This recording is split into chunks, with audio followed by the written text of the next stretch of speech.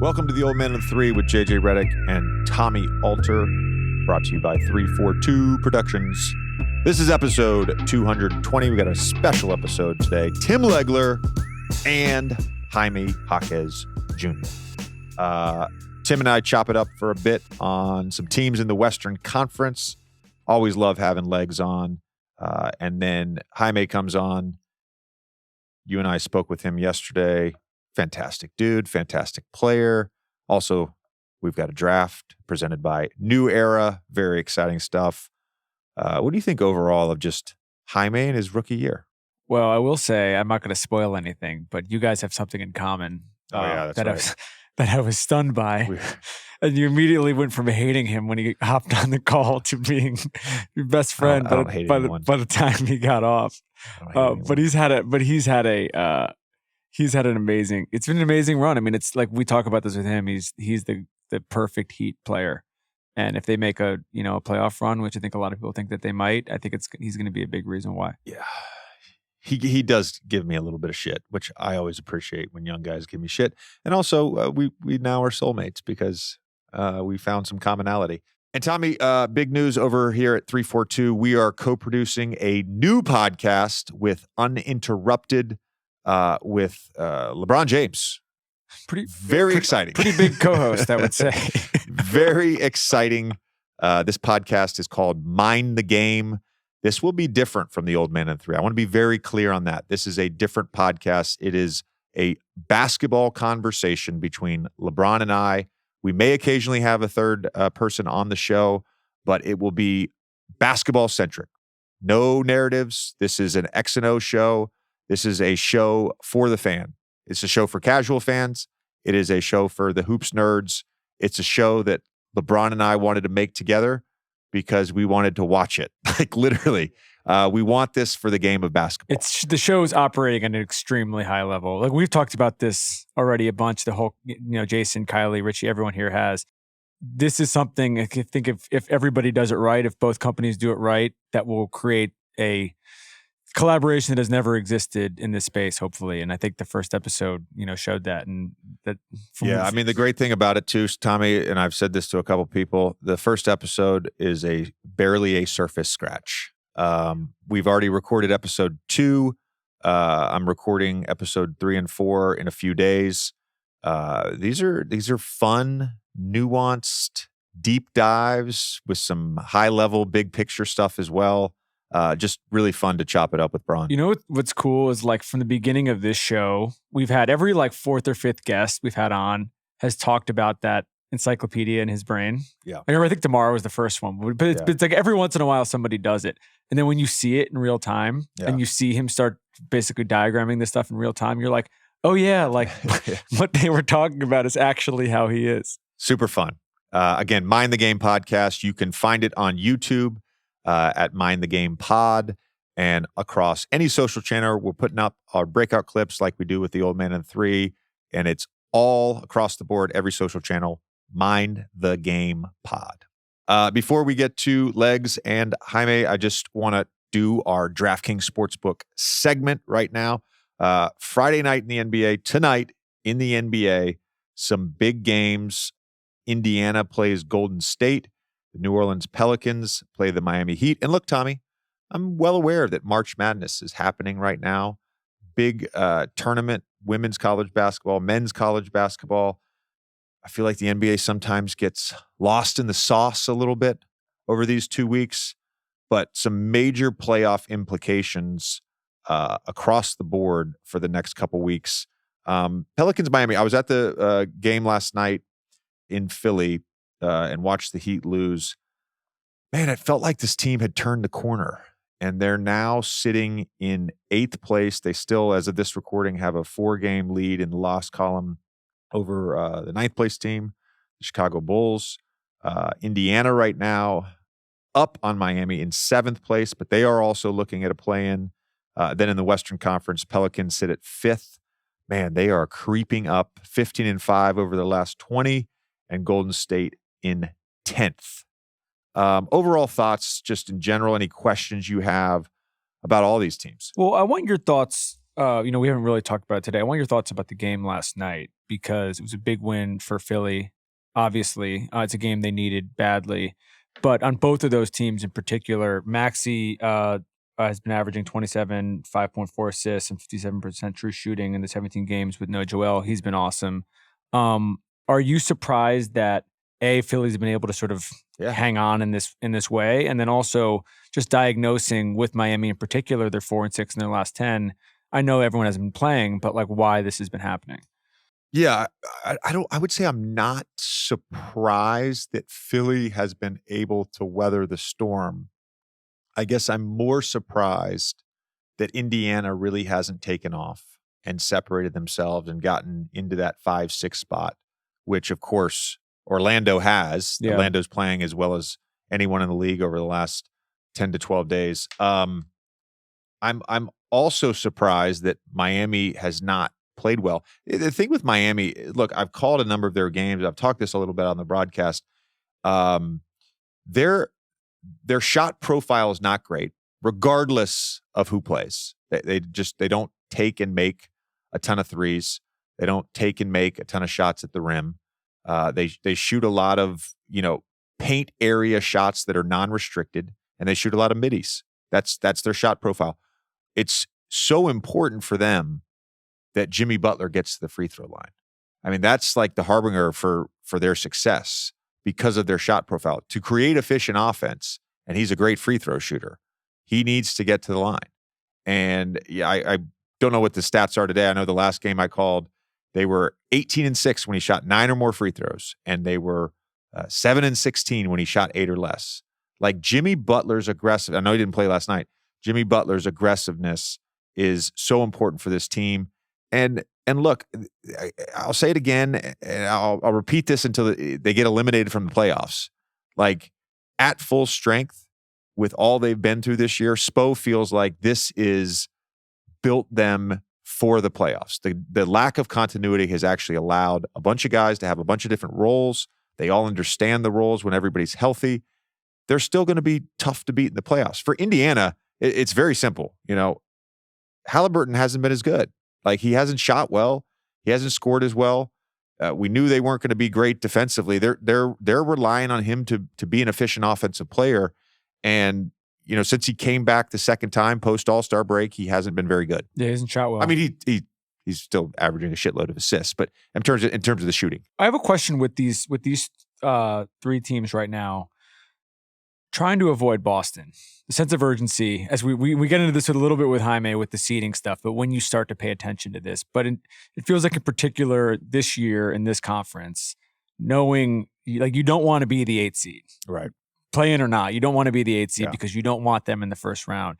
And so when do you think that starts to really perk up? Not that Milwaukee's easy, not that anyone's easy, but like you really don't want to face Boston. And so that just sort of gamesmanship in terms of like, oh, we actually like aren't going to sit guys for 10 days the first 2 weeks of April. We actually need to sort of go more balls to the wall. Well, I think if you look at the 6th seed, right, there's 2 benefits to that, particularly this year. Number one, you avoid Boston. You likely avoid Milwaukee. Cleveland has been injured off and on. Donovan Mitchell, another injury now. Yeah. The New York Knicks, like OG, all of a sudden his elbow has flared up. Julius is not back on the court. So whoever ends up getting that 3 seed, you potentially are facing a team, even if they are healthy, that is out of rhythm. So the 6th seed gives you a more favorable playoff match. And of course, the second reason, hey, guess what? We're guaranteed a playoff spot. I just, I didn't play in a play-in game, right? I that was past me. And so I can't imagine any team wants to go into a win or go home scenario, and obviously the 7 seed you get, you do get home court advantage, and then you get to play again if you lose. But that situation, you want to be able to get to the playoffs, have that 4 or 5 day break, prepare for the team that you're going to prepare for versus the stress of that play-in week. So it's massive for all these teams, for Philly, for Miami, for Indiana. Over in the Western Conference, every time it feels like either the Lakers or the Golden State Warriors kind of turn the corner a little bit, the West is just so loaded that they're just not making up enough room. Mavs, of course, and the Kings, they're just like lurking in the Phoenix now all the way in 8th. Mavs, Kings, Phoenix, they're lurking in that 6, 7, 8 spot. Those play-in games in the Western Conference are going to be so fascinating, particularly if we get Kevin Durant, LeBron James, Steph Curry, 3 of those guys. And then, we could also obviously have Luka. We could have De'Aaron Fox. We could have Sabonis. I mean, come on, man. They're going to be star-studded. Star-studded. To say the least. Ratings are going to be lit for the Western Conference play-in. It's crazy. You guys, on things on Monday, you guys got into the Phoenix and Dallas of it a little bit. Are you surprised at all Minnesota's been able to keep things rolling as they have without Cat? And they have a lot of talent, Yeah, I'm not surprised. They're a good team. They have depth. They have guys who know their roles. Anthony Edwards has been phenomenal. So not surprised there. I am a little surprised, to be honest with you. The Clippers have been 8-10 over their last 18. Felt like they were on their way to a top 2 or 3 seed. They still may end up as a top 4 seed and have home court. But again, Pelicans coming on DraftKings Sportsbook. Pelicans to make the playoffs are at minus 1,200. To not make the playoffs at plus 650. Over with Golden State to make the playoffs plus 150, which is interesting. To not make the playoffs at minus 190. To participate in the play-in, Golden State's at minus 5,000. So betting books obviously think Golden State well on their way to participating. Over in the East, it's a little more interesting. Miami at plus 100 to participate in the play-in, and Indiana at minus 160. So a general feeling, I guess, that Indiana could move up into that 6th seed. We'll be monitoring this the rest of the week, all weekend, throughout the next few weeks as we head into what promises to be a fantastic finish to the regular season. This has been our DraftKings Sportsbook segment. The NBA season is in full swing, and when I can't get enough of the action on the court, I spice things up betting on DraftKings Sportsbook, an official sports betting partner of the NBA. Download the DraftKings Sportsbook app and use code JJ. New customers can bet $5 to get $150 instantly in bonus bets, only at DraftKings Sportsbook with code JJ. The crown is yours. Gambling problem? Call 1-800-GAMBLER, or in West Virginia, visit www.1800gambler.net. In New York, call 877-8-HOPE-NY or text HOPE-NY 467-369. In Connecticut, help is available for problem gambling. Call 888-789-7777 or visit ccpg.org. Please play responsibly. On behalf of Boot Hill Casino and Resort in Kansas, 21 plus, age varies by jurisdiction, void in Ontario. Bonus bets expire 168 hours after issuance. See dkng.com/bball for eligibility and deposit restrictions, terms, and responsible gaming resources. Let's get to our convo with Tim Legler. What's good, brother? What's up, man? I'm good. You are. This is there's so many opportunities have been created for teams, I think. Oh. I think expand on that. I think there are opportunities now that exist because of Cat's injury, the way the Clippers are playing right now, what's going on with the Suns right now. I think that, and the same thing, you can make the case in the Eastern Conference as well. Obviously, Boston's on a different plane, but I think there are just opportunities for somebody to play the right way, get hot at the right time, and like make a run. And when I say run, do I really think there's more than a couple of teams that can win a championship this year? Probably not, in my opinion. But I think in this context, making a run means, win a round, long second round, maybe get to the conference finals. I just think there's space now that's available to be grabbed that I don't know I felt was there earlier. We're going to focus on the Western Conference for the sake of this conversation, but I want to touch briefly on two things you just said. Outside of Boston and Denver, outside of them, like at this stage, I'm not going to hold you to this. Listeners and viewers, you're not going to hold Tim to this. Yeah, but right. who do you? No, but I'm serious. Like, who do you believe in terms of actually being a championship team? I'm going to be honest. They're the only two teams that I can really, truly envision like hoisting the trophy, having a parade. If you want to expand it beyond them, I think the next logical team that you would probably pick would be Milwaukee. Right? I think it's funny because how that's turned out, because we all thought going into the year those were the two teams, and then Milwaukee was a mess for quite a while. But then you look at what's happened to some of the other teams and the injuries with the Knicks, Embiid going down, right? I don't know if anybody truly believes the Cavs are ready to make that kind of leap. So here we are, after all said and done, in that, that whatever 2-month period where we were all doubting the Bucks, you look up and it's probably going to be Milwaukee and Boston again, right? So they're the only team legitimately I could see in the Eastern Conference, even really being in that conversation, although I don't see them beating Boston. In the Western Conference, I thought it was the Clippers for a while. But if you watch the Clippers right now, and we're going to get into it, like if you watch them right now, you're not convinced that's what you're watching. I'm very high on Dallas. Everybody knows that. I've been talking a lot about them. We talked about them on Monday. And I think, and I know they hit a little bit of a rough patch. They played great when they first made the acquisitions, and then they struggled a little bit, playing really well again. And I thought had a pretty big statement win, with that Kyrie game winner against Denver, because Denver was all in on winning that game. Dallas was able to win it.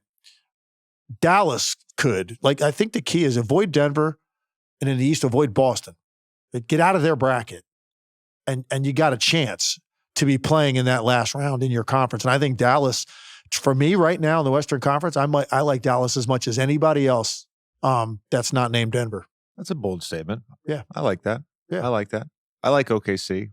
I was going to start there, but just because you said the opportunity thing, I do want to give some love to the Orlando Magic and Jamal Mosley and the job he's done. Yeah, you have to. And look, the Heat have been a mess with availability and injury and continuity. I believe it's 32 different starting lineups or something like that. The Cleveland Cavaliers have been beset with injuries all season. Donovan Mitchell, just another injury now. And the Knicks to me are still the wild card if completely healthy. But then again, Julius Randle, not back. Mitchell Robinson, not back. Now OG Anunoby's elbow flared up. Woj is reporting that he may be out for a little bit of time. So the reason I bring all this up is because of what you just said about seeding, because I think seeding does matter. I think if you're in the East specifically, you don't want that 4 or 5 seed. You don't want to play Boston in the second round, right? You got to avoid that. And if you're in the West, wherever Denver ends up being seeded, let's say it's 2 as of right now, as of this recording, you don't want to be in that 3 seed. You don't want to be in that 7 seed, right? So I totally agree with you, but I do want to give some love to the Orlando Magic. And part of it for me is the development of their players. Mm-hmm. I think that has been the case for the last 2 years. Paolo Banchero as a point forward, really. He is like an initiator of offense. I wouldn't call him a hub. I wouldn't call him a wing. It's like a true point forward. Yeah. Where he's facilitating, he's scoring.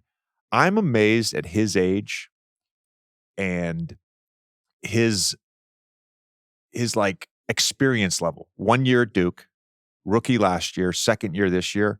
I'm amazed at the patience he plays the game with. The patience. There's never anything forced. He's learned to make the right reads. He's become efficient. That was like a little bit of the knock on him when we were talking rookie of the year last year, was like, oh, he's got this, role and he's been an inefficient scorer. Well, every fucking rookie is an inefficient scorer. Yeah. The growth from him has been outstanding. Franz, obviously, he's gotten better every single year he's been in the league. And then Jalen Suggs has just been a monster, and turns out he can make threes too. Yeah, and that's so you just mentioned the key core guys, and it's interesting thing about Orlando, and look, I'm going to get a little technical here with numbers, but they're the only team in the league whose 2 best players are 6'10" and up. That's the only team in the league. And the versatility that those 2 guys have, and the 6'10" matters. Now, some people might say, well, what about LeBron and AD? Well, LeBron technically is listed at 6'9". right, 6'8". Okay, I'm just telling you, I'm getting technical here with that because I just think it's interesting because that's not really the case with most of the teams that win a lot of games in this league. You usually have a guard or a wing and then maybe another wing, or maybe there's a big involved. But it's typically a combination of the two, like two different positions. These two guys play forward and they do everything for that team. So their size and Wagner's ability to create his own shot and break his guy down off the dribble, I thought at the beginning of the year when I'd watch them and I'd say, wow, if this is kind of how you're going to end games, that might not necessarily be a great formula for long-term success when they were winning early. I wasn't giving them enough credit. I'll be the first to admit it. I got attacked by Orlando Magic fans, and justifiably so, because they haven't gone anywhere.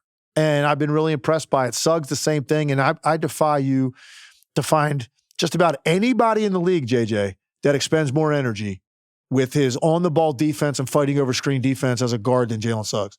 That dude, if you want to just put a camera on him and just watch him on any given night, I think people would be blown away by the extra effort that he is putting in to making guys' nights miserable.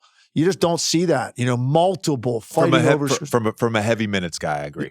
From a heavy minutes guy. Yeah, that's I agree. what I mean. Yeah, it's one thing to have a specialist type guy that can play 20, 25 minutes. When you're playing heavy minutes, and you also have offense responsibility. It's not like you have one thing to do. They're counting on him to also score for them. Yeah, I agree with you. The development of those three guys, they haven't gone anywhere. They've been right there thoroughly in the mix the entire season, and probably still are not given nearly enough credit. They're just one of the most unheralded good teams this late in the season you're ever going to see. Yeah. All right, let's talk Western Conference right now. So it's interesting. I'm doing this correctly, which I certainly believe I am.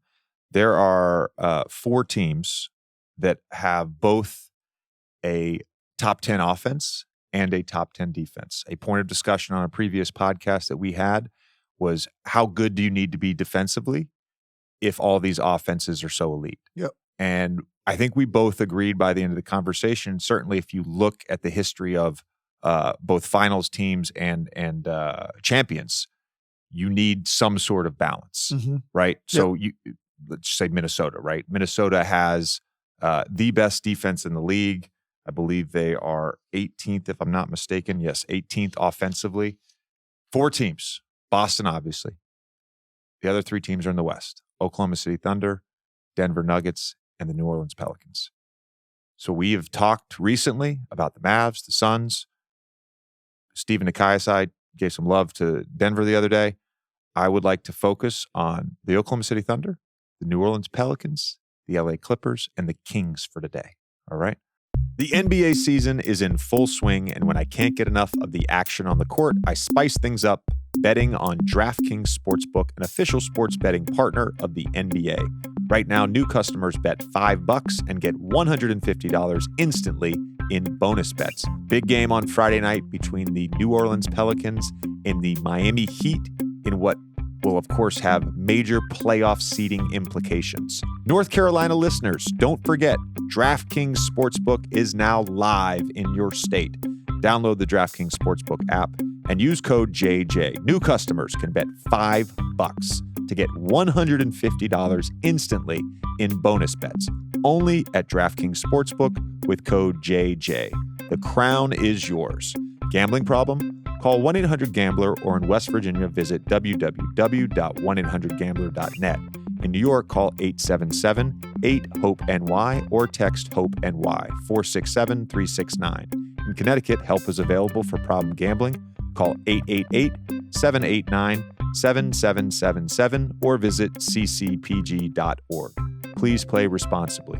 On behalf of Boot Hill Casino and Resort in Kansas, 21 plus, age varies by jurisdiction, void in Ontario. Bonus bets expire 168 hours after issuance. See dkng.com/bball for eligibility and deposit restrictions, terms, and responsible gaming resources. If you travel a lot like me, you know the importance of coming home to a quality night's sleep, and for me, that means coming home to a Helix mattress. I have a Helix Dawn because I like to sleep on my back, and it has a nice, firm feel to it. I also got some premium cooling options because I tend to get hot at night. Now, everybody is unique and everyone sleeps differently. That's why Helix has several different mattress models to choose from, each designed for specific sleep positions and feel preferences. Models with memory foam layers to provide optimal pressure relief if you sleep on your side. Models with a more responsive foam to cradle your body for essential support in stomach and back sleeping positions. Plus, as I said before, enhanced cooling features to keep you from overheating at night. And if your spine needs some extra TLC, they've got you. Every Helix mattress has a hybrid design, combining individually wrapped steel coils in the base with premium foam layers on top. It's the perfect combination of comfort and support. Helix is offering 25% off all mattress orders and 2 free pillows for our listeners. Go to helixsleep.com/JJ and use code HelixPartner25. This is their best offer yet, and it won't last long. With Helix, better sleep starts now. Let's start with the Thunder. My beginning question to you, because I think this team is fucking awesome. My beginning question to you, do you think youth or experience matters in the playoffs? I think it will matter to a certain degree. I mean, and they have very little experience. So you just got a handful of games, I think, in the playoffs for Shea. You got, I think, a handful for Dort. For Dort, right? Yep. And I think Isaiah Joe's got a few games under his belt. And that's pretty much it. So here's why I think it can matter. If you haven't been in those situations in the playoffs where what's different is the weight of a certain moment or the weight of a game and what that means in the overall picture with getting out of that series. Like in the regular season, you're not going to feel that weight. You know, you certainly can feel if you're not playing well at the time, you'll feel pressure at the end of a particular game, right? At certain moments. Okay, you win or lose, you get on the charter, you get on to the next city, you go to the next game. And that's all that carried was one game.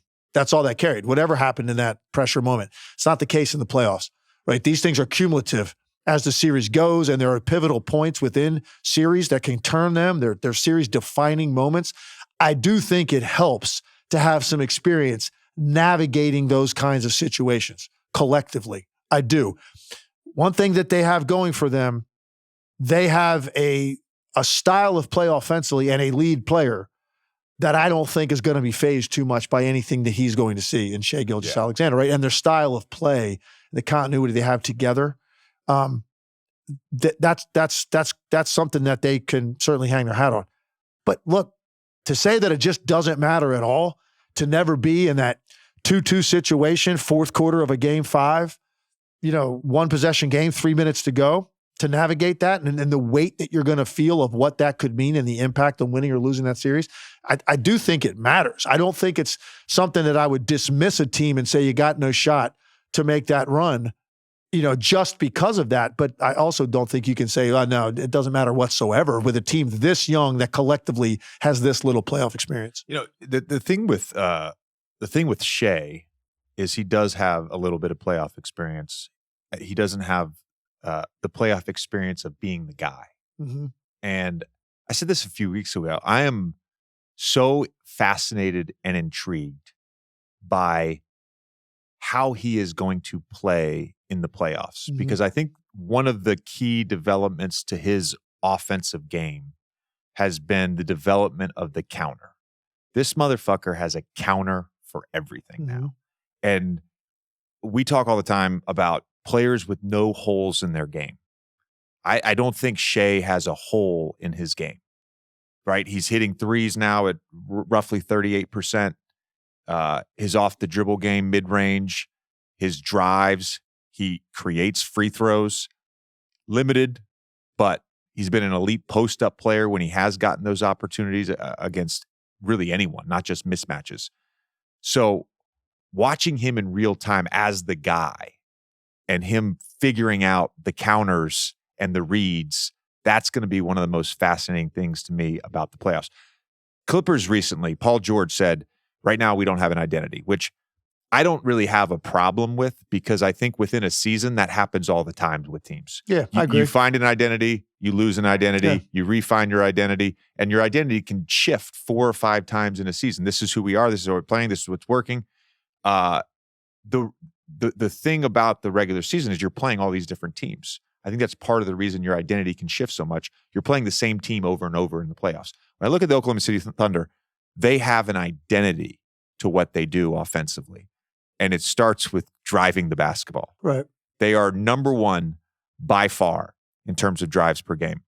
Not only that, they're excellent at driving the ball. It's not just the volume of the drives. They're excellent at driving the ball. Number 3 in terms of field goal percentage on drives. Number 1 in terms of free throw attempts on drives. Number 8 in points in the paint. It starts with that. On top of that, they're the number 1 team at 3-point percentage.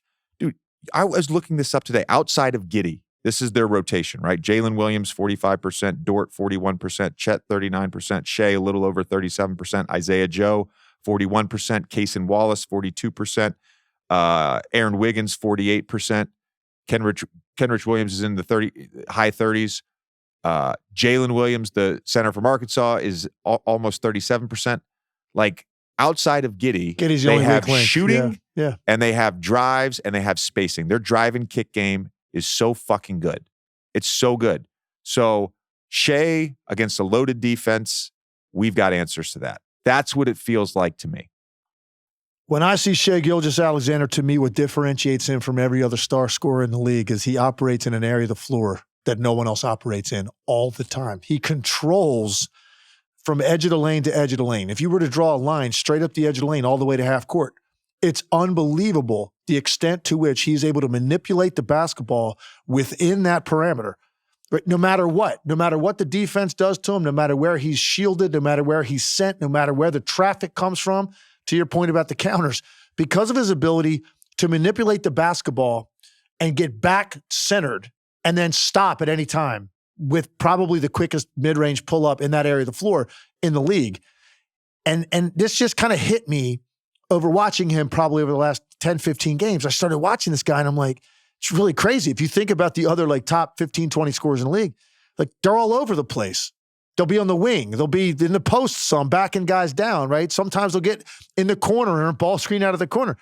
Shai Gilgeous-Alexander stays in the middle of the floor like the entire time. And the pressure that puts on defenses to try to figure out a way to like scheme for him where he doesn't have a great ability to get the ball out and there's great spacing now where guys can make a simple play and get a good shot. That to me is what separates him from every other elite offensive player in the league. He controls an area of the floor that makes it really difficult to scheme, to take the ball out of his hands, to blitz him, to whatever it may be, because when you run someone to that area of the floor, you're so exposed for a quick, easy 3-point shot. And that is, to me, the greatness of Shai Gilgeous-Alexander. I've just never seen an offensive player be that comfortable in a crowded area of the floor in the paint. And you never really get to force him into an area that he's not comfortable. That is why I think they're so special offensively. And I also think, JJ, they're selective about their threes. They're the highest 3-point shooting team in the league. They don't take a ton. They're not a high, They're in the low to mid 30s most nights. You're talking about some of these top teams that we think have a chance to win it. I mean, it's not rare for Boston to be up in that 45-50 range. A lot of teams over 40 on a given night. They're going to take the ones that make sense to them because you're not talking about a bunch of pure shooters like the guys you named. So why are their percentages so high? Because they take good shots. And a lot of it has to do with the way the foundation of their offense is built around this great player in the middle of the floor, and then the simple reads that come out of it. Right. So two things to that. Number one, did you ever? I probably didn't because I don't know. Maybe they didn't have this drill in the 80s and 90s. Did you ever do the one-on-one drill up top? Yeah. You get the ball at the top of the key and you weren't allowed to move. Yep. Okay, you did do. Okay. Yeah, we did All that. Right, so yep. we did that as well, although I didn't play a ton on one-on-one. But that was the thing. That was like a drill. You got the ball at the top of the key. And you could go one-on-one. You could use as many dribbles as you want. You just couldn't go outside of essentially the paint, right? The point about the threes and Shai, and this was true last year even, where I think they really started to build this identity around driving the basketball, is that as you get into shifts, which is essentially you're committed to help. It's not necessarily 2 on the ball, but you're committed to help. Right. They move the ball and drive. And then when you shift again, they move the ball and drive. And you shift again, they move the ball and drive. And so part of the reason I think that this is, again, from watching them and also just common sense, part of the reason that I think they have such a high percentage from three is because of Chet. So now you've got a 5-man who can shoot, who can attack closeouts. His versatility just in that regard, attacking closeouts and shooting the three at a respectable clip, the defense has to react to that. It creates an extra layer of space. So the difference between a contested defender on a three from 3 feet, now all of a sudden it's 5 feet. It's a different game because of Chet.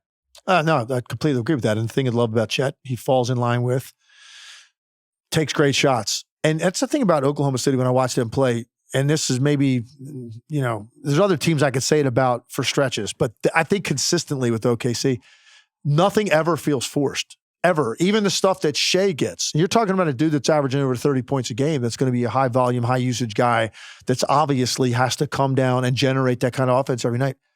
Do you ever watch Shea Gilgeous-Alexander and kind of go, man, Shea's really getting them up tonight. Like, wow, that was a tough one. They don't really do that. They don't take those early quick threes that a lot of teams take where it feels like a guy just made up his mind to get one up. They don't really do that. And Chet's a big part of that, man. Like, he's so efficient in what he does and his ability to extend now out to 24, 25 feet. It's a huge development for their team in the spacing that they need to have. Look, here's the thing with Oklahoma City, and I probably have not given them enough legitimate weight all year because I'm always thinking about, can you actually picture them, seeing them win it? Like, win it. Get by Denver. That's what I'm talking about. Both teams healthy. Can you see them actually getting by Denver? And that's where I always kind of run into no, I really can't see that. And maybe I go to a couple other teams that it would be more likely for me if they were clicking and playing right and playing well and found a rhythm and an identity and a consistency going into that series. You look at a team like the Clippers and say, if they're playing well when they would get to a team like Denver, I feel like they would have a better chance. So maybe I'm dead wrong about that. And maybe some of it is just because of the collective inexperience of winning as a group when the stakes are raised. Gordon Hayward, by the way, there's another one, 55.6 from three. I want to make 2 points, but I'm going to make them separately because I want you to sort of respond to the first one. So going back to identity, Mark Dagnall gets asked all the time about their rebounding woes. And he had a great response the other day, and I'm sort of paraphrasing here. He's like, we know it's a weakness, but we're going to manage that weakness. Joe Mazzulla always talks about managing the game, managing shots. Right. So Joe is really into just the math of playing basketball, right? Yeah. So his decision-making about, do I double team this guy? What am I willing to live with defensively?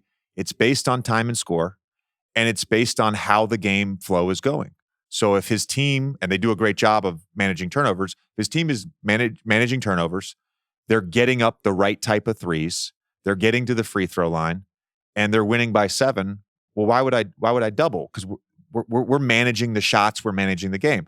And if you look at OKC, right, they're 28th in defensive rebounding, 28th in offensive rebounding, 28th in rebound percentage overall. So they are not a good rebounding team relative to the rest of the NBA. Well, how do they manage the game? All right, they don't turn the ball over. Right. Number 3 in turnover percentage. They lead the league in points off of turnovers. So they're turning teams over. They are number 3 in opponent fast break points. So they're getting back on defense. We're willing to give up extra possessions on the offensive glass, and we want to set our defense. We're not going to allow fast break points.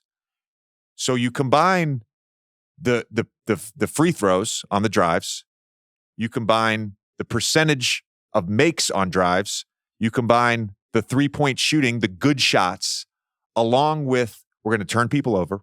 We're going to score in transition off of turnovers, and we're not going to allow that on the other end.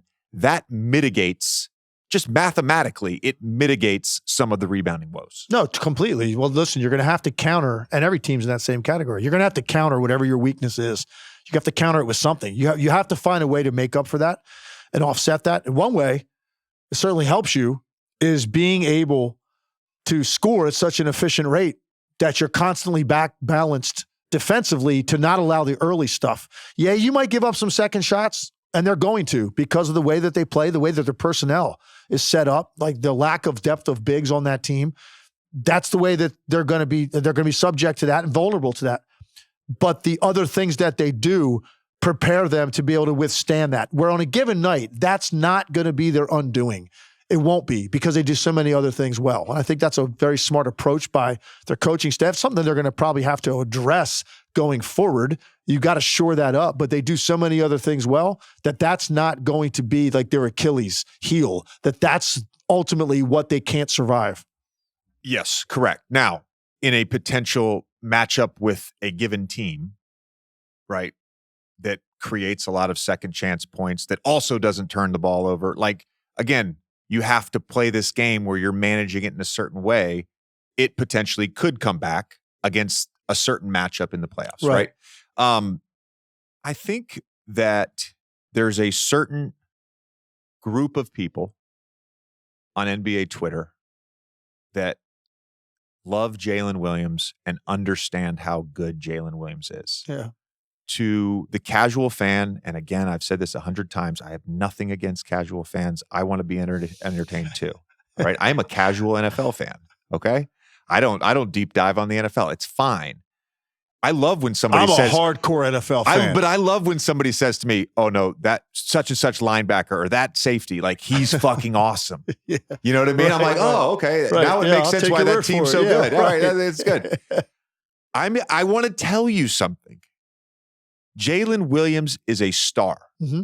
And because of Chet and the season he's having as a rookie, you know, he's his second year, but as the season he's having as a rookie, and some of this Wemby Chet buzz, and because of Shea, and truthfully, because of some of this off the court stuff with Giddey, because they are Oklahoma City and they don't get a ton of nationally televised games, to me, and I'm not going to say he's the most underrated or underappreciated, but to me, he's the best player that flies under the radar. Yeah. This guy does a little bit of everything really fucking well. You want to have a fun exercise? Go up and down the top 10, 12 teams in the NBA and start listing, like, I guess, what you would label them as a co-star. I think it's a good description of who Jalen Williams is. They clearly have their top star, right? And any team in the league, I could say any team in the league, who's their best player? A name is going to immediately jump out of your mouth. I was thinking about this. Out of the 30 teams, there's only a couple where you might have to go, let me think about that. You're going to say a name immediately, and we're going to say the same name, right? And most people that do this for a living are going to say the same name. So you're talking about that next guy. And so he's a co-star, because I agree with you. First of all, he is a star because what he has done to develop his game offensively, that you can run your offense through him now when Shea's on the bench, put the ball in his hands, and the way that he can now run ball screen and make great decisions and get what he wants. And then he is affecting people on the other end of the floor. He's not just out there as like a conscientious defender. Like, oh yeah, he plays hard defensively. No, he actually influences outcomes against really good players. So he is doing it on both ends. He's gotten just better and better and better at the polish in his game offensively, to where now he is a legitimate star player. And I was just looking at his splits are incredible. The dude is shooting 58% at home for the season, 50% from the three-point line for the season. Now, why does that matter? Well, they might end up with the number one seed. So he's going to get a lot of home games potentially, right? And and look, by the way, his splits on the road aren't bad, but he's really good when they play at home. Like ridiculous shooting numbers when you look at the totality of his game. So I completely agree with you. He is somebody that I think, and I don't even know if I'd say the casual NBA fan. I think there are guys that like watch the league every night that I would consider like, man, they really love the NBA. Like they really follow it. They know it, that aren't watching a lot of Oklahoma City games to really understand how far this guy has come and like what the pecking order is. But if I were to ask you, start listing these co-stars and these other teams, you'd be shocked when you start writing down names and say, man, would I take Jalen Williams over that guy? Whereas you would think your knee-jerk reaction would be no, because it's going to be a bigger name. It's going to be somebody that's got more accomplishments under their belt, like all-star appearances or like whatever. And your knee-jerk reaction is going to be, no, it's got to be that guy. But when you really break down the nuts and bolts of how they're playing right now, I think you take Jalen Williams over more guys than you think that are in that second seat. Yeah, I agree with that. And he's had some big clutch moments. You talk about the ability to just run offense through him, like how important is that going to be in a playoff run? That you have a second guy who legitimately you can run efficient offense through, who can make threes, who can get to the basket, who can make shots from the mid-range, who can make the right reads out of pick and rolls, and also very comfortable playing off of Shea. Yeah. Like there's Right. there's no butting heads there, Right. right? It's not my turn, your turn. It's like he can oscillate between roles very easily. And it's interesting. I hadn't really thought of this. But I think there's a little bit of a similarity depending on lineups with them where you could sort of make an argument who are you going to hunt? Similar to Boston. Because you talk about Jalen Williams defensively. They have Lou Dort. Yeah, right. Who's an all defensive caliber wing defender, right? Shea, who blocks, steals for a guard, like he's up there, right? You have Chet as a rim protector, Cason Wallace as a guard who's going to fight over screens and get deflections. Kenrich Williams, who's a fucking dog, right? They have like this ability to put out lineups where it's like, what's the matchup we're going to hunt? Because even Giddey is really good positionally as a team defender. Like he's not a guy you'd want on an island with an elite level. I did see a clip of him as a low man the other day, super late on a baseline drive. But it happens to everybody. You can find those clips on every single guy in the league. Have you seen, by the way? Have you seen this Instagram or TikTok? I don't even know what it is. I came across it on Twitter. The "We Done with the '90s" thing. Have you seen that? Oh my God, it's hilarious. First of all, it's hilarious, but it's the same thing. This guy, he's like basically picking and choosing these random clips of 90s playoff. What did I watch the other day? Like what? You talking about Jordan bar brawls? Jordan had no left hand, so it's a clip of Jordan going left where he doesn't finish, or it's like Scottie Pippen shooting an air ball. Right. And it's very much picking and choosing. Cherry pick the worst moments of each guy as a player. Right. Yeah. Okay. I airballed a layup once, by the way, my rookie year. I'm sure I did. It's been too long now, so I'm sure I did. I remember vividly shooting the worst airball of my life against the Miami Heat from the left wing for some reason. I remember that shot just drifting right on me. It was off by like 2 feet right. And I didn't shoot many airballs, but I remember that one. Every now and then I'll have like PTSD. It'll pop up in my head. Anyways, I think the Thunder are going to be super fun. This is going to be fun. This is going to be fun to watch. Oh, yeah. It's going to be fun to watch. It's going to be fun to break down. It's going to be fun to watch Mark Daigneault make adjustments within a series. And I think they have enough optionality with their rotation that they can make lineup adjustments depending on who their series matchup is. I can't wait to watch Shea and Jalen Williams operate under the pressure of that. Because here's the thing, what's going to be crazy about the Western Conference, it's go time immediately, depending on who you're going to get. You're going to get some team in the first round, right off the bat, after the play-in's over.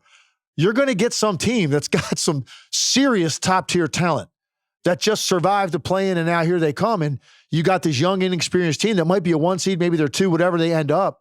But it's not like it used to be. It felt like it used to be in that 1-8, that 2-7.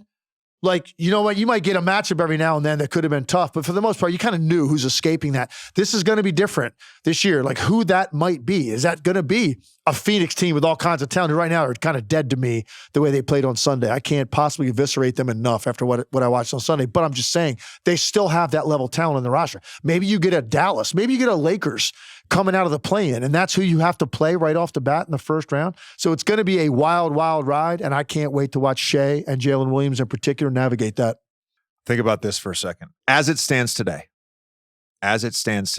we are recording this on Tuesday. I'm not sure of the date. It is the 19th, I believe. March 19th. Yes. There you go. March 19th. As of today, currently in the play-in, you have Luka, Kevin Durant, Devin Booker, LeBron James, Anthony Davis, and Steph Curry. Right. Draymond Green, Klay Thompson. Right. Right? Right. Yeah. That's what I'm saying. Yeah. Booker's been to the finals. Durant's won 2 championships. Obviously, LeBron, Steph, that group with the Warriors have won championships. Luka's been to the conference finals. Kyrie's won a championship. Like, that's who's, as of today, 2 of those teams are coming in as the 7 and 8 seed. By the way, depending how things shake out, you also could have a couple teams dropping back that have Zion Williamson, CJ McCollum, Brandon Ingram, De'Aaron Fox, and Sabonis.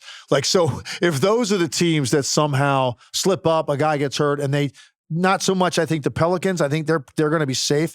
But the Kings right now, that's 6, 7, 8. They're separated by one game in the loss column. So it could be them. But no matter what, that's what you get round one. You're getting multiple all-NBA level players.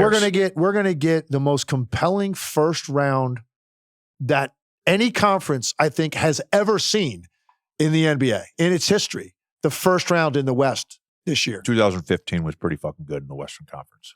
That was pretty fucking good. Spurs were the 6 seed. We were the 3 seed. The 2 through 6 all had at least 56 wins.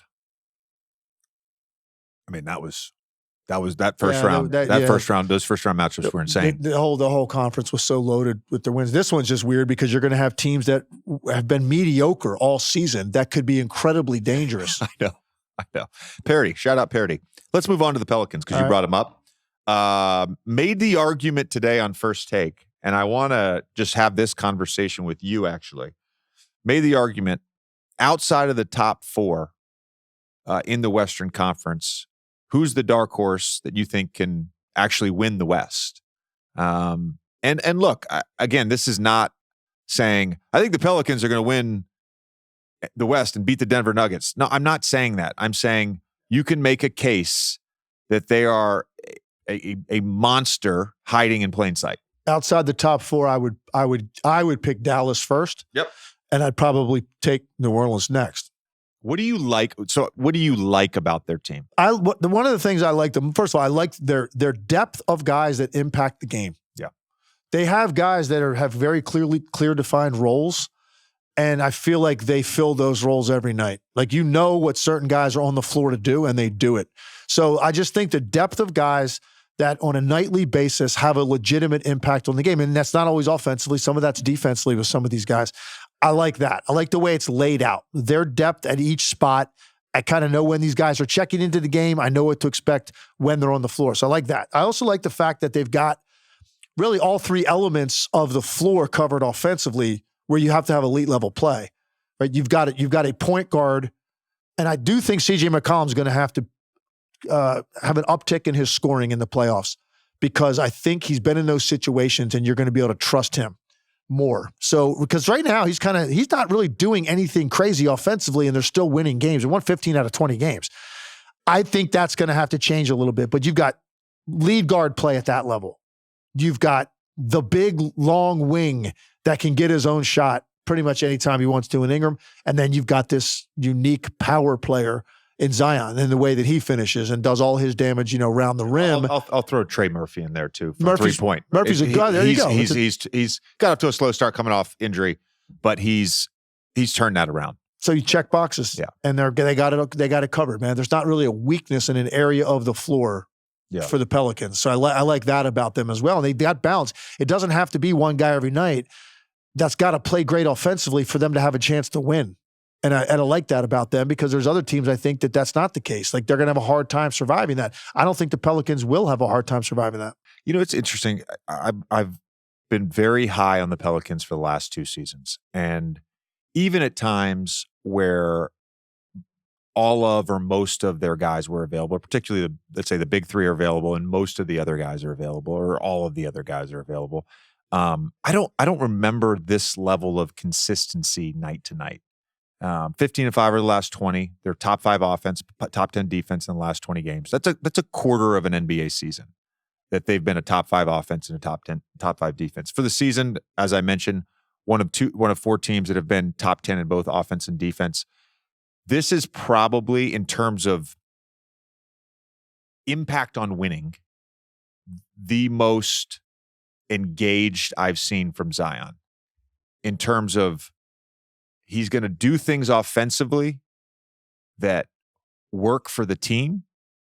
The point Zion stuff has been awesome. And truthfully, he's been engaged defensively more so than I can remember. Yeah. And it starts with him. The thing that you said about like the whole scoring, what I've always said about this team is it goes back to that optionality comment. they have a little bit of everything, right? So they have the size with JV. They have a big who, in theory, you can bring off the bench and you can go to a switching lineup in Larry Nance. They have the instigator, energy changer in Jose Alvarado. They have the instant offense guy who's also a big wing in Trey Murphy. They have the defensive lockdown guy who should be first team all defense this year in Herb Jones, right? They have the guy in Brandon Ingram when you need a bucket, right? Go to the mid range, get him the ball at the elbow. They have a lot of everything. And I think that's beneficial in the playoffs. Yeah, I agree, because this is what I like about their team. You don't really know necessarily where it's coming from. They got 7 guys averaging between 11 and 22 points. So, it's nicely spread out. The thing about Zion, and this is one of the reasons I think no one really talks about the Pelicans. Zion doesn't have those 2 or 3 plays every night that he had when he first came in the league that were so unique to him because of just, the power and to get off the floor the way that he did with a guy that big that carries that kind of weight, and those lobs he would catch above the square. He doesn't have as many of those. And the reason I say that's maybe why they're not talking about it as much, because that was forcing the Pelicans into those highlights that everybody was seeing and watching. And so you're always kind of paying attention to it. His game has changed a lot, I think, in that way, for the better. I think for him, for long-term longevity in this league and staying on the court and staying healthy, and he has for the most part this year. And I think it's also they've found a little bit of a better way to operate offensively with him changing his game that's allowed him to be more consistent. So, look, the Pelicans are one of those teams that I can't think. I talk about this stuff every day for a living on how many different platforms, as do you. How much are you talking about the Pelicans all season long? You and I have had a couple of conversations about it. I can tell you this, they're not asking too much about it, at the mothership. They're not asking about the Pelicans a whole lot, right? That's just the truth. They're just not. It doesn't come up. But yet here you look up and they're positioning themselves to be a dangerous team. And again, it's because the opportunities are being created right now with some of the struggles or injuries of these other teams. The Clippers are a team that they've beaten recently. I said this on a recent podcast, and I don't have the exact numbers in front of me as of today, but the Clippers are one of the most ISO-heavy teams in the NBA. The Pelicans are one of the best teams in the NBA at defending ISOs. So when we talk about playoff matchups, that potentially, and it's looking like that's a likely scenario where we get Pelicans-Clippers. We have one team going this way. We have another team. They're not falling like this. Another team kind of doing this in the Clippers. What have you seen with the Clippers in terms of their play, and what are your concerns with them? I feel like it was a month ago that we were just like, well, if anybody's going to beat the Nuggets, it's the Clippers. Yeah, it was. Everybody was kind of feeling that way because of the talent and the versatility across the board, and because of the fact that Kawhi Leonard's been healthy all year and he's playing every night and playing really well. He hasn't really been going off. He hasn't really had to. But right now, maybe he needs to do a little bit more. He's kind of been cruising a little bit. We did feel that way. What? I don't know. Maybe it was a month ago, because they're 8-7 in their last 15. And in the 7 losses they've had in the last month, they've averaged 105 points a game. To put that in perspective, the Washington Wizards are the worst team in the NBA. They average 113 points a game. Okay, so that's how bad the Clippers have been offensively in those games. And the wins they've had, they're not really beating some of those top teams, like bullies on the block. They're beating the mediocre and below teams for the most part. Their offense just feels stale to me. That's what it feels like when I'm watching them. And if you look at the numbers, Kawhi Leonard's numbers are really good. Paul George's numbers and efficiency, really good. Now, James Harden isn't playing as well right now as he was earlier, but they're not counting on him to put up big scoring numbers anyway. For him, it's more about the facilitating than anything. So you look at it, and I'll be honest with you, I dove into the numbers a little bit. It's hard to pinpoint exactly where it's coming from, other than they're definitely not getting a lot of easy stuff. They're not playing with a tremendous amount of pace. And some of those easy points that every other team that you feel gets, that's a contending team, with the early, quick, space-out threes, are getting out and running and converting and transition off turnovers. They're not getting a ton of that. So it is more of a half-court sort of grinded out, beat you with tough shot-making offense right now. That's the one thing I'm seeing when I watch them. It's not been particularly fun or entertaining, and they were at one point fun and entertaining to watch. It's really bogged down a lot. And the question is, can they kind of get out of that here over the last, 3 weeks to go in the season? Yeah, I'm just not willing to just give up on them though. No, I think back to last year to play that first round series before Kawhi got hurt, and I was like, oh, that's one of the 2 or 3 best guys in basketball for a playoff series. Yeah. Right. And we've seen stretches from him this season that look like vintage Kawhi. The thing with them where I feel like they have an advantage is Ty Lue. I really believe that he's one of the best coaches in the NBA. Now, in the Western Conference, there's a lot of good coaches. Yeah. There's a lot of good coaches. He's one of the probably more experienced guys in terms of that next level of the playoffs, right? He first guy in Clippers history to get them to the conference finals, took over the Cavs, won an NBA championship, been to the finals multiple times. So we going back to the experience, topic. I think that's an advantage for them. And it's funny. I had a conversation with him about ATOs because they were like number 1 in the league in ATOs, and he said to me, "I think we've been trash in ATOs after timeout plays, set plays." After time out, ATO. And he's like a lot of coaches, he's like, I have a 40 or 50 that I've saved for the playoffs. And it's interesting, this little chess match that I think some coaches are doing right now, where they're like, hey, let's try this. This is a game we're going to try this. This is the game we're actually going to blitz on pick and roll. Why are you blitzing on pick and roll? You don't need to blitz on pick and roll. Let's just try it. We're gonna need it for the playoffs. These little game within the game that coaches are doing right now is really fascinating to me. Overall, though, you have been particularly harsh on James Harden. And I think overall this is if you had to sort of grade, right, the beginning of this to now, and there's been some highs and early on there were some lows, right? What kind of grade would you give James Harden on the Clippers? I'd probably give James Harden a B+ or A-, right? And I think, look, listen, you're a tough professor, man. I have been hard on him, but I don't think I've been unfair. And it's never a personal agenda. I have a hard time getting out of my mind some of the spots where he really came up small and the teams he was on couldn't survive that. Not the way that he plays on those teams, okay? Houston and Philly in particular. Brooklyn was just tough because he was hurt a lot, and it was just that whole thing was a disaster. So those other teams, like and I'm looking at the way he's playing now with the Clippers. He doesn't have to play the same way he's played throughout his career, and that is a major benefit to him. I think it's going to allow him to thrive and pick his spots a little bit more. There's no question where the gravy train is with that team. It's Kawhi Leonard, and then it's Paul George, and then it's James Harden. And he can be selective in when he has to try to turn it on a little bit and be more aggressive as a scorer, because there's no denying he's a phenomenal playmaker. He makes the game really easy for their bigs and for their shooters. But when he has to go into that extra gear where, hey, man, on these other teams he played on, we need you tonight to be that 25 or 30 point guy that you've been all season, and give us an 11 or give us an 8 with 6 turnovers. You can't survive it because of how much he has the ball. That's not the case here, and that's why I think he's in a great spot. He's in the 3rd spot, and I think that's a great place for him to be, particularly at this stage of his career. So I give him all the credit in the world. He has made a difference with this team. But I've said from the beginning, JJ, no matter what happened with James Harden, acquiring him, play well, play not, didn't matter to me in terms of moving the needle for that team. It comes down to, is Kawhi Leonard healthy? Is he close to the guy that he was at his peak?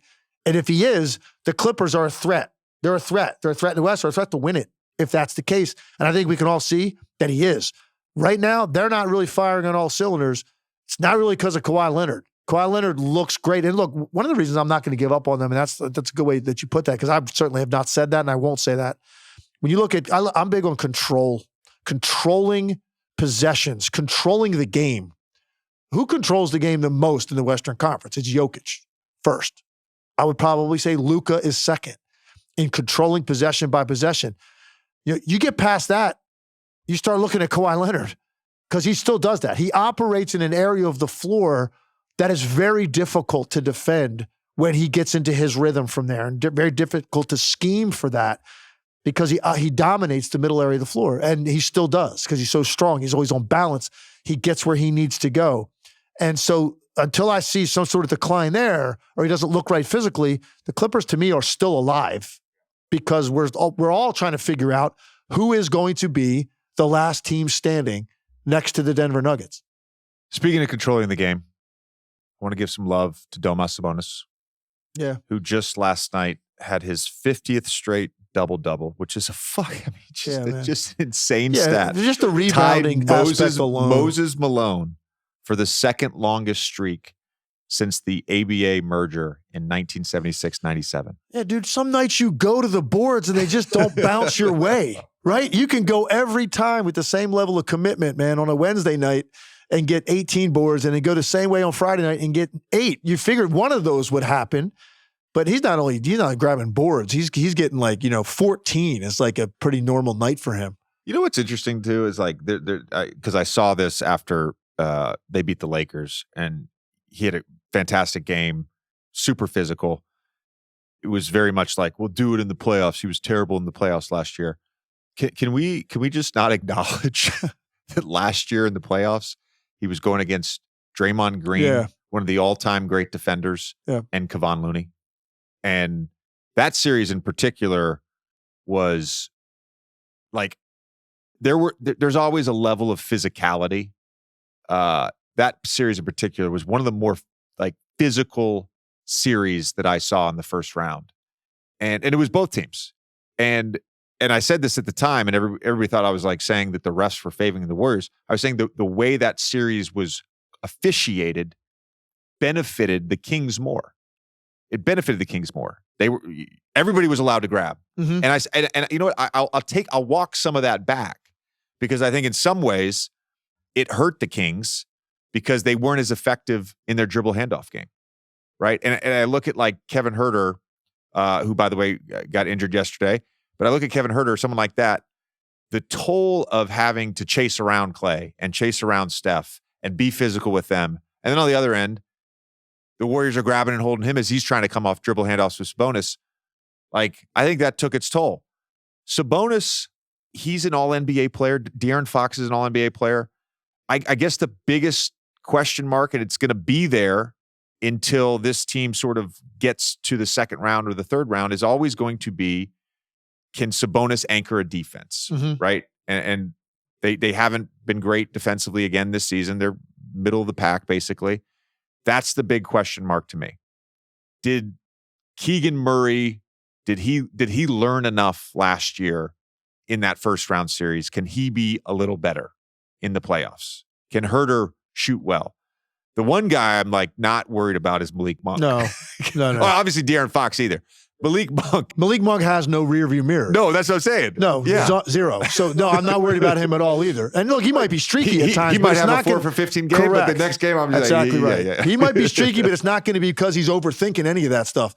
Now, the other thing, Sabonis, I agree with the anchor and the defense component. I also think, look, when you're this impactful offensively, possession after possession all season, you need to be close to that in a playoff series. And he could run into something, because he does have some limitations in his game offensively with his shooting range, right? He's very selective when he takes three because his percentage isn't bad. He just never takes them. But he's not going to make a mid-range shot, right? He's going to beat you up physically and get where he needs to get to that left hand and get to the rim and punish you. And I just thought the Warriors, it was a masterclass in how they played him in that series. And it had him all tied up. So look, if they get back to that situation, they're in a first-round series against somebody, you can't have a precipitous drop-off in your offensive production over what you gave them in a regular season, because they're just not going to overcome that. I think that's a fair point. And, I think about like my own career, and I wasn't ever the number one guy, and I wasn't ever the number two guy. Although I think at one point I was the second leading scorer on a team, if I'm not mistaken, at one point in my career. But I wasn't necessarily the second best player, right? I never was the second best player, and you could make an argument I was never the third best player on any team I played on. But there were teams where my offense was part of our identity, right? And the team was relying on me. So if there was a significant drop off in a playoff series because of how a team was defending me or because I shot poorly, like that affected the team. Sure.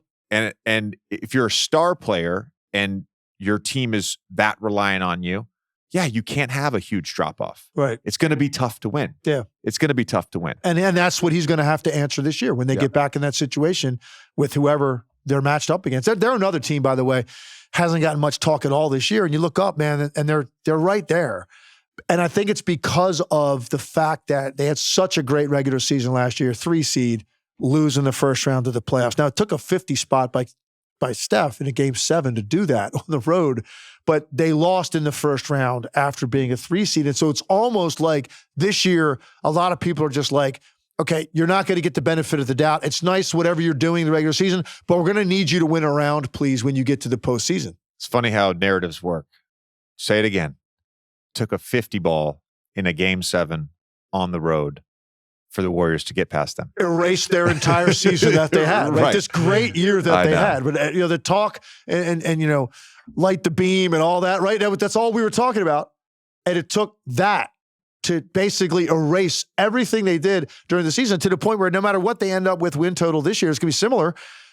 No one's really going to pay as much attention to it unless you go get that first round series. And the irony is they could be even playing a better team in the first round this year than they played in that Warriors team. Yeah, I'm going to agree with you on sort of this, going back to the beginning, because we're wrap up here, but I'm going to agree with you that like as of today, like I'm like Denver, Boston, that feels it. Yeah. I don't want to use the word inevitable. Yeah. It feels likely. Yeah. It feels likely. I don't want to use the word inevitable. It feels likely. But we don't know the matchups yet. And in particular in the Western Conference, this seeding, how the play-in works out, literally, I'm not going to say anything can happen, but a lot of different scenarios can happen. And I'm just, even with I mean this, even with the Lakers and the Warriors, I'm not going to be dismissive of LeBron. I'm not going to be dismissive of Steph Curry. I'm not going to be dismissive of Draymond Green's impact defensively in a playoff series.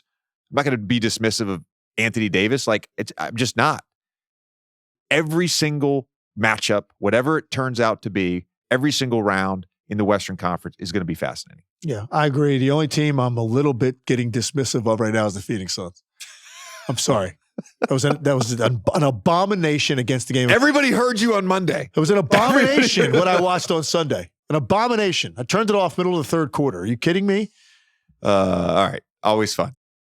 Time to tell you guys about my favorite new toy, the all-new Move 2 speaker by our good friends at Sonos. The Move 2 is a powerful and portable smart speaker for listening all around your home and beyond. I use the thing when I'm making meals for the boys, when we're shooting hoops out back, when I'm prepping for this podcast in the office. This speaker is just plain awesome. You can connect to Wi-Fi at home or Bluetooth for listening on the go and stream music, podcasts, and audiobooks from all your favorite services. Move 2 tunes itself like magic, so it sounds great whether you're listening inside or outdoors. And don't worry about the elements. This powerful and durable speaker weathers sun, splashes, sand, and accidental drops with ease. Enjoy easy control with the Sonos app, Apple AirPlay 2, and your voice. Mix and match with other Sonos speakers to create the ultimate sound system for immersive home theater and multi-room music. So visit Sonos.com and save up to 20% on select portable speakers and soundbars, including the all-new Move 2. Offer valid through March 25th or while supplies last. If you're looking for a way to spice up your office the way we have here at 342 headquarters, then you need to check out FrameBridge. We got all our stuff framed from FrameBridge, and the entire process was easy and everything looks fantastic. FrameBridge makes it easy and affordable to custom frame just about anything, and they have. FrameBridge is also really fast. They ship your finished frame directly to your house in days. The pricing is fair and transparent. Pricing is based simply upon the size of your piece, and you know exactly what you'll pay up front. Framebridge doesn't just do one-off frames. They have a popular line of curated gallery walls. Each wall comes with a life-sized hanging guide, making installments simple, foolproof, and fun. You can upgrade an entire space in minutes. I'm looking at a picture of Larry Legend in a beautiful black frame right now. So visit framebridge.com or a retail store to custom frame just about anything. Let's get to our conversation with Miami Heat rookie Jaime Jaquez Jr. Spo may have said this publicly, Jaime, and I'm sure he's maybe mentioned this to you, but I had a recent game and we were asking about you in the pregame meeting, and he said the Heat make the finals last year, and he's coming off of that, so he didn't have a ton of time to prep, and they gave him a list of names and guys, and he's going through the scouting report, watching film, and he said everybody in the Heat organization just kept coming up to him and being like, Jaquez, he's a Heat guy. He's a Heat guy. And I'm curious for you, now that you've lived it for a little bit, what is a Heat guy? Man, I think the one thing that comes to mind when you think of like a Heat guy is just someone that puts winning above all, and is willing to, always give their 100% no matter what the circumstance is. And that means like, you turn the ball over, you're running back on defense and trying to make up for that play. You mess up on defense, you got to get it back the next one. So I think just things like that, little things, winning. And when you're part of this Heat culture, one of the things we talk about is preparing the regular season to get us prepared for the playoffs. And so really everything is just for, the playoffs and getting prepared for that. And that's kind of been the theme throughout this entire season. When coaches come and talk to me, is like, everything we're doing now for you is trying to get you prepared for when you get into the playoffs, because, that's the most important thing is winning. And, that's what Heat culture is all about. When you talk about Heat guys, it's all about winning. It's interesting. I had y'all's game against, was it Denver? Yeah, Denver on Wednesday in Miami. And I asked about the lack of continuity with this year's team. And I said this on the broadcast, so I think this was for public consumption that Spo told me. But I asked him about the lack of continuity and how he, goes about coaching that and his approach. And one of the interesting things he said was he feels like this is actually making you guys better for the playoffs, because guys have had to play different minutes night to night. Guys have had to play different roles night to night. Guys have at times are asked to do less. Guys at times are asked to do more. And when you think about the playoffs, a series within a series to series, unless you're Jimmy or Bam, really, like on your team, and I think that's true for most teams, unless you're one of the top 2 or 3 guys, you are asked to do different things in a playoff series. How do you sort of look at your own role on this team night to night? And do you feel that? Do you feel like night to night sometimes it does change and you're asked to do different things? Oh, yeah, 100%. I think that's, I don't even think that's just for myself. I think that's, for team wide. I'm sure our team has our situations, and then throughout the league. I mean, it's a long season, 82 games. I know for our team, I don't think we played one with the entire roster healthy. So, guys get hurt, you're asked to step up. When guys come back, you're asked to take a step back down. And, that's just part of the game. It's something that you learn, or something that I've learned pretty quickly in the NBA is that, any given night, things can change. Every day, things are changing, and you just got to be ready to adjust. And as long as you keep the main thing, and that's winning basketball games, you learn to live with it and try your best to produce for the team, whether that be, you're playing a lot of minutes, whether it's just plug minutes. When coach asks you to do a specific thing, play a certain role, and you play it as hard as you can and to the best of your ability. And that's something that you learn throughout the season. One of the things he loves to say, it's not an indictment. It's just, what's best for the team. And as a collective, I think we have a great mentality as a whole, that, we understand that, we're trying to benefit benefit the team, and whatever that way is, we try our best to accomplish that. I was going to ask both of you guys this. I mean, you mentioned the prepping for the playoffs. I'm curious what that looks like now. We sit in, mid-March. You guys are clearly going to be in the playoffs, but you don't know who you're playing. So, like, if you approach a 2-game stretch against Detroit or something like that, what does that mean for you specifically? Then also, JJ, obviously, just like, at what point do you start that process of being like, we are going to approach these games differently because we know, April 20th is around the corner? I think when you talk about seeding, I think we are right now the 7th seed, and how tight the East is right now, how important these games are for trying to get a good spot. And I don't think they want to try to play we don't want to play in the play-in again, this year. So when you get into these games, they're so crucial and critical, especially how tight the race is. You got Orlando, Philly, Indiana, all of us are kind of in that same area and trying to fight for these seedings. And, these are important. And trying to get one of these seeds is, really trying to prepare us for, the playoffs and taking these games as such. It's interesting because I played on some good teams, and as Jaime so eloquently pointed out before we started, I am ringless. Thank you for pointing out the first fact thing that he I says never when won a championship. Gets on this It's literally the first thing this guy gets on the Zoom, and he's like, "Oh, hey JJ, I heard you never won a championship." I was like, "God damn, man, what a way to start a conversation." That's true. That's true. No, I was going to say, being on good teams, I think that prep, Tommy, I think it starts post All-Star break, where you can really see the light at the end of the tunnel. And by the light at the end of the tunnel, I mean the end of the regular season.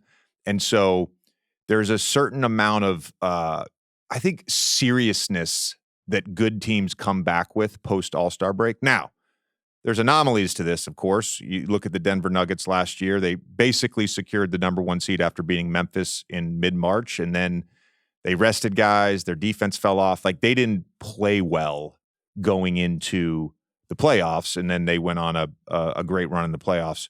I think health is important. That's part of the prep to me, is like, you come out of All-Star break, you want to feel rested 6 weeks later. You want to feel at your best as whatever that means, because it's hard during the season to really be like, I'm going to rest. But I was on a lot of teams where coaches towards the end of the year, I was randomly looking this up on Basketball Reference the other day. So like with the Clippers, I played 3 of the years, I played over 75 games.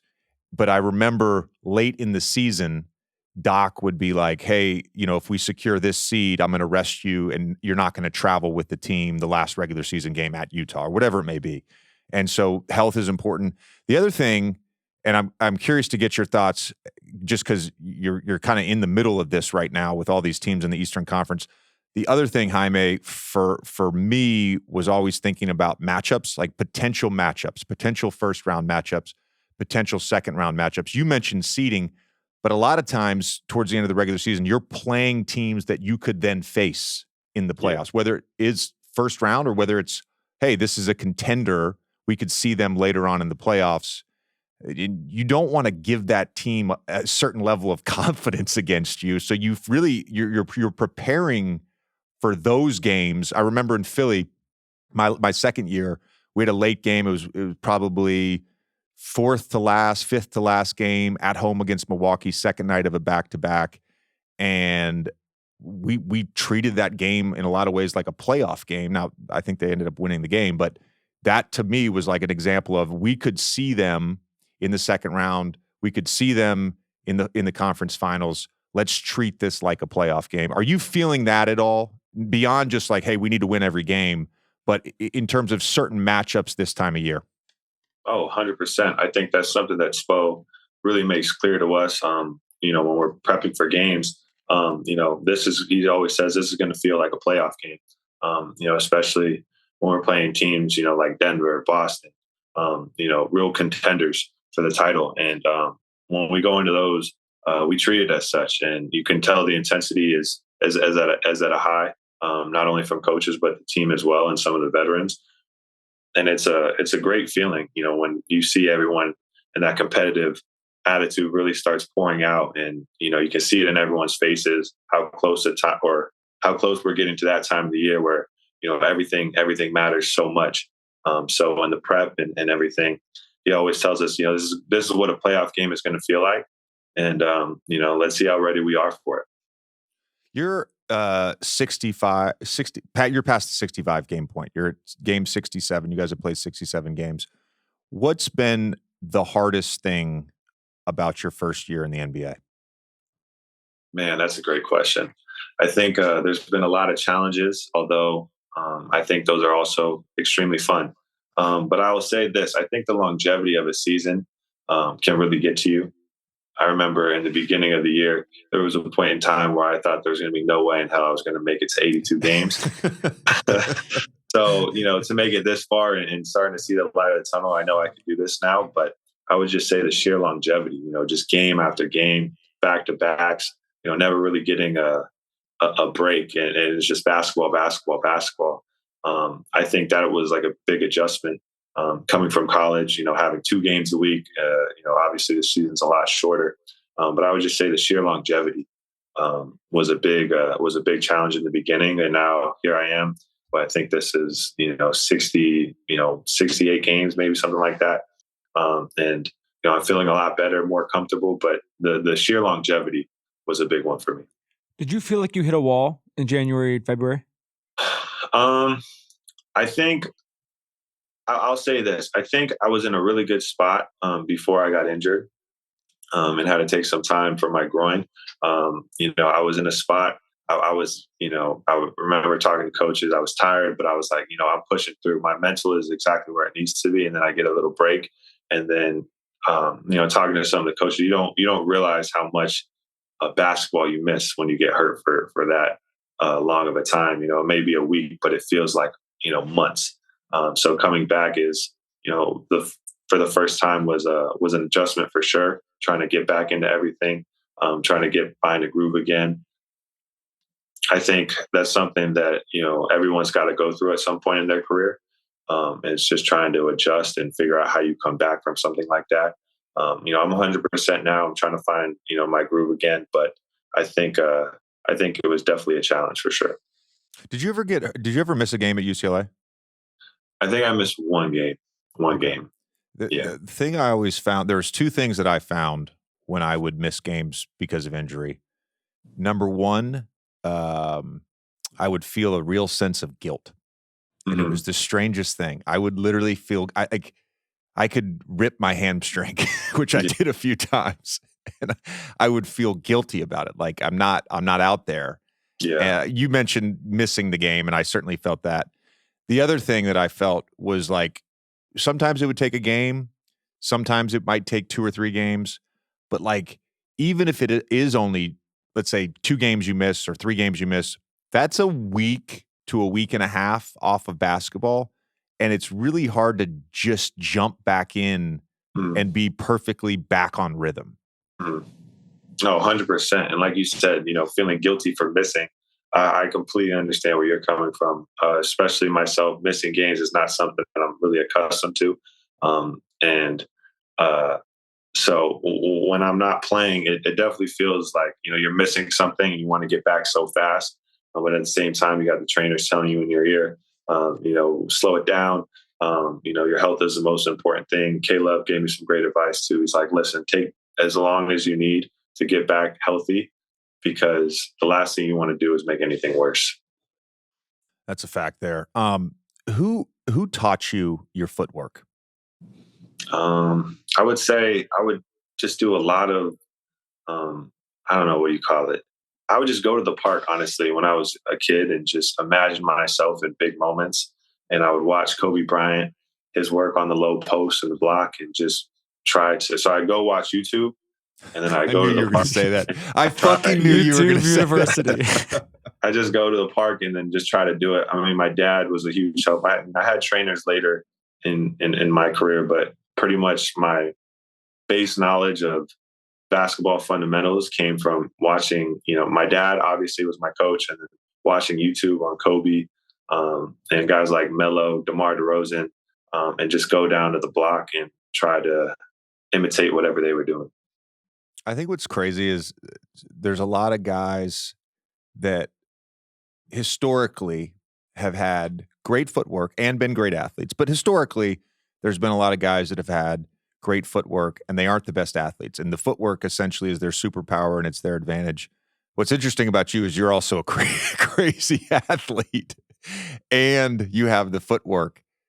Did you catch people off guard with your athleticism in high school, college? I mean, I watched you at UCLA and I didn't know, and I apologize, I didn't know about your game. You know what I mean? The jumping part until I came across some videos on social media. Did you catch people off guard? I mean, I think so. And I think part of it has to do with my junior year, just because I had hurt my ankle my junior year. So I was playing on a hurt ankle. I eventually had to get surgery and I could barely move. I was just playing through it the whole entire time. So I think during that stretch of time, people were like, oh, he's, kind of like that. Part of that was because my ankle was hurt and I couldn't jump off it. I wouldn't even practice. I would just play in the games. So I think it was definitely got slept on a little bit, but from high school, I mean, if you go watch, my high school highlights from my time at Camarillo, you'd see guys were throwing lobs off the backboard to me like every game, and it was just like we were the Globetrotters. It was so much fun, and so I guess people definitely slept on it, but I think the footwork is also very important because as high as I jump, I mean, there's guys that jump way higher in this league. Do you think there's a bias, like you staying 4 years in college? Do you think that led to some of this a little bit as well, as people being like, okay, there's a reason why he didn't come out? I don't know, honestly. Maybe. I would just say this. I know that staying 4 years is kind of like an anomaly nowadays, but I think at the same time, like everyone's path is different. I know there's guys in the league today that have played 4 years in college and are having great careers. I mean, Jalen Brunson, for example, another guy, Josh Richardson on my team. And then I think, there's plenty of others. Malcolm Brogdon, I think, played 4 years as well. I mean, there's been plenty of guys that have done it. And I don't want to say I'm the only one or I'm starting this. There's guys that have done it before. And I wouldn't say it's for everybody. You got freshmen nowadays who are going number one pick, and I'm all for that. It's just whatever path you feel is best for you. And, that's the message I try to preach. I stayed 4 years. Another one. Yeah, 4 years. Yeah. You said I wasn't a good player? All right. This guy, man, he's just throwing subtle shots and direct shots. All right. What do you think? What do you think, though, staying 4 years gave you in terms of an advantage by the time you got here to the NBA and playing for the Miami Heat? I think the biggest thing or the biggest advantage that I gained is understanding winning and what that takes and what that means. And really understanding the little things about basketball. So I think, in 1 year as a freshman, it's kind of hard to really take that in and understand what that is. And, you have 4 years of development, especially under the coach that I had, where winning was everything. If we ever lost the game, it was like the end of the world. So learning what it took and the work and the preparation, I think really helped me to take that next step and go into the NBA with that knowledge of, what it takes to win and what that really means. I got a question on that, actually, because Coach K used to always talk about unpacking your bags. Mm-hmm. And I remember the first time he referenced that, he was talking about Elton Brand.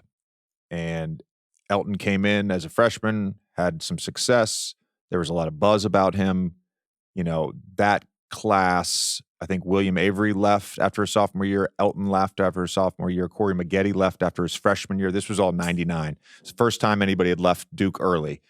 And so when I got there in 02, it was, he was talking to, we had a heralded freshman class. He talked to us about unpacking your bags.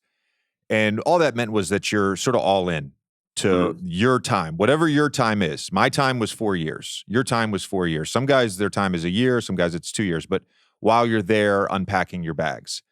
And I think one of the issues, there are many, but one of the issues right now in the one and done era is that I don't think not enough guys unpack their bags. And what happens there is the two things you just talk about. You don't necessarily learn the value of winning and losing. Mhm. And because your bags aren't unpacked and you're not all in because your mind's somewhere else, or, you were a heralded high school player, McDonald's All-American, and I'm going to leave after this year, and I know I'm going to leave after this year. You're not actually paying attention to whatever's being taught. Mhm. And specifically, I want actually specifics, like what are the things? Because there's a lot of guys that have said this, like Antoine Jameson said this recently, Pop said this recently. We've got all these guys that have uber skills, but the fundamentals, I think Pop referenced maybe screening angles or Pop referenced footwork, whatever. The fundamentals have been lost a little bit. So like specifically, like for me, I'll give you an example. I was a catch and shoot guy. Yeah. I was a catch and shoot guy in high school. Mhm. When I got to Duke, two things happened. Later on in my career, I got to play on the ball. I got to run some pick and rolls. And then I spent so much time, not on YouTube, but actual film, studying Reggie Miller, Ray Allen, Rip Hamilton. So I actually got better at playing off the ball. I got better in my movement. I got better setting up screens. Those were the things for me that mattered once I got to the NBA. What were the things for you that mattered that you learned, the fundamentals, because you stayed 4 years? I mean, man, I could go on for a really long time. I'll say one that sticks out to me that my coach always said is, honestly, it's a pretty easy one, but listening. Like, listening and focusing, understanding scouting reports, understand, what coach is trying to tell you,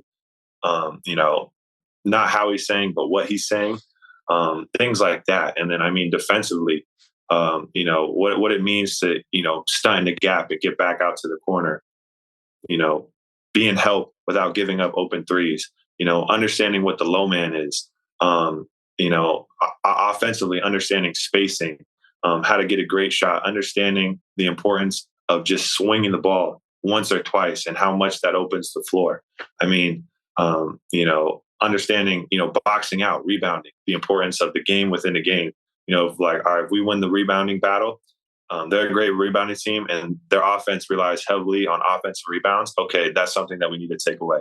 Listening to that and applying it into your game is one of the biggest, skills I think anyone can have is really just listening, and applying that into the game. Or, who is their main guys? Who is a shooter? What hand do they like to go to? Take away those buckets and, transition, for example. We got to get the rebound secure so we can set up or we got to go back and set up our defense. Just things like that, I think are really crucial. And over 4 years of that constantly getting pounded into your head, it really sticks. Yeah. It becomes programmed into your brain a little bit. Exactly. Were there any things like conceptually that were different when you got to the Heat? Yeah. I mean, I think, spacing and I wouldn't necessarily, like, to me, college is plays and the NBA is a lot of actions. So I think that conceptually was a big thing. Obviously, shorter shot clock, you got to get shots on goal. But just, running quick actions and being unpredictable. Whereas in college, you got a lot of set plays. Okay, let's set up. Let's take our time. Let's get the best shot possible. In the NBA, it's like, all right, let's get a great action. First great shot available. We got to take it because, the shot clock's short. And a lot of times if you pass up a good shot, you're not going to get a better one. And so I think that's a big thing transitioning from college into the NBA is just understanding how much faster the game moves, and pacing and how much easy buckets are of value, and just things like that. I understand what you're saying completely, and I want the viewer and I want the listener to understand what Jaime is talking about here. So let's say you wanted to run a wide pin down for Duncan Robinson, and if he didn't have the shot, he would then swing it to Terry Rozier, and you would run out of the corner, run into a ghost or slip screen. If they switch, you then roll to the basket. If that's not open, we get a swing back to Duncan. He goes into chase action. Those are all actions and concepts. Yes. In college, and people misunderstood. Last week I talked with Devin Booker, and people misunderstood what I was saying about fluff. Fluff is not an action that leads to a shot attempt. Fluff is just movement for movement's sake. So you can have misdirection that's not fluff. Yes. Misdirection is an entirely different thing. I was talking about like the dribble handoff for 15 seconds at the top of the key to get to a pick and roll. Just run the fucking pick and roll. Yeah. You know what I mean? That you're not actually Yeah. doing anything. You're not shifting the defense. Misdirection is a whole nother thing. Mhm. But in the case of what you're talking about, let's say a team wanted to get to exactly that action. That is a set play for a lot of college teams. That, okay, we're going to run this play. You're going to come off a pin down. Then you're going to swing it to Terry. And then Jaime is going to run out of the pick. And then he's going to slip. And then we're going to get bad because we want to get to that chase action with Duncan and Bam on the weak side. Right? That's the ultimate thing. That's a set play. Whereas in the NBA, you have to understand all these concepts on the fly. It's more free flowing, is what I'm saying, and what you're saying too. So I understand that. I just wanted to clarify exactly what you were talking about. 100%. What was your biggest defensive adjustment? I would just say definitely on-ball defense. I think that was probably, my biggest red flag. Just trying to stay in front of quick, small guards. I think, myself, I think I'm really great as a help side defender and being disruptive. But as far as, on ball, that's something that I've, been working on this entire season, just to try to be a really lockdown defender and someone, if you need to get a stop, I'm trying to be the guy that coach, puts me on the best player. So that's what I'm working to, really trying to stay in front of the ball. There's so many incredible scorers in this league. And I want my job, and eventually one of my best attributes is to be able to stop those guys. I was talking to Spo last week about you as well. And something he said to Mark Jones was, he was talking about how one of your advantages is just conceptual, or not conceptually, but intrinsically, your matchups night to night. You can find an advantage depending on the matchup. He mentioned guys like OG, right? He didn't say him specifically, but guys like OG that are like size, that can move their feet, right? That's not an advantage. But if you're being guarded by a bigger player, right, you can go out to the perimeter, you can use your handle, you can use your footwork, get by him. You're being guarded by a smaller player, you can go down to the post, use your size. And I thought that was really interesting that he found that, and he told us, he's like, I found that right away with Jaime. A previous conversation I had, he was like, he really struggled the first day of training camp. And then the second day I was like, oh shit, that kid's got something. Did you feel like you struggled the first day of training camp? Maybe it wasn't training camp. Maybe it was just preseason pickup. I don't know. Yeah. I mean, I think when you get there, it's definitely, it's all coming at you so fast. You're trying to learn different things. You're seeing guys, and you're in the NBA for the first time, and you're just, and in my eyes, I was trying not to mess anything up. But I think, eventually you get more comfortable, and then I realized that, I belonged here. And this is this is why they drafted me, and this is what I was here to do.